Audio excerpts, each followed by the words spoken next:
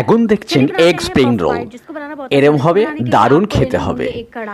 তেল নেবেন, পেঁয়াজ নেবেন, লঙ্কা নেবেন, ভালো করে ভেজে পেঁয়াজগুলো যখন একটু কালার চলে আসবে একটু নুন দেবেন, একটু গোলমরিচ দেবেন, একটু নুন, হলুদ, লঙ্কার গুঁড়ো, জিরে গুঁড়ো, ধনে গুঁড়ো দিয়ে ভালো করে দিয়ে একটু বিট নুন দিয়ে ভালো করে আলুটাকে এরকম গ্রেট করবেন, সেদ্ধ করে গ্রেট করবেন, একটু ধনে পাতা দেবেন, ভালো করে মেশাবেন, মিশিয়ে একটুখানি চাট মশলা দেবেন, দিয়ে এরকমভাবে তৈরি হয়ে যাবে।